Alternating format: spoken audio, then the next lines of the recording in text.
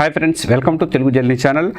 ఈ టికెట్లు రైలు ప్రయాణం చేసేటప్పుడు ఈ టికెట్లు కొనుగోలు చేసే వాళ్ళకి కేవలం 45 పైసలతో ప్రమాద బీమాని కల్పిస్తుంది రైల్వే శాఖ. దీని కింద 5 ఏళ్లలో 333 క్లెయిమ్స్ని పరిష్కరించినట్టుగా బీమా సంస్థలు పరిష్కరించి 27 కోట్ల రూపాయలని ఇచ్చినట్టుగా ప్రయాణికులు ఇచ్చినట్టుగా కుటుంబ సభ్యులకు చెల్లించామని చెప్పేసి రైల్వే మంత్రి అశ్విని వైష్ణవ్ తెలిపారు.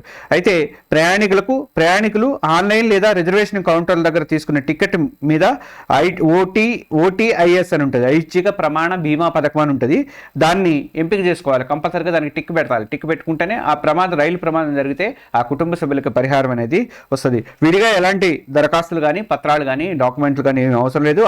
ఆన్లైన్లో టికెట్లు కొనుగోలు చేసి బెర్త్ ఖరారైన తర్వాత ఆర్ఏసీలో ఉన్న ప్రయాణికులకే ఈ పథకం అనేది అందుబాటులో ఉంటుందని చెప్పేసి కేంద్ర మంత్రి తెలిపారు. ప్రయాణికుల మొబైల్ నెంబరు, ఈమెయిల్ ఐడీలకి పాలసీల వివరాలని అందుతాయి. బీమాని ఎలా పొందాలనే వివరాలన్నీ కూడా ఈమెయిల్లోనే ఉంటాయి.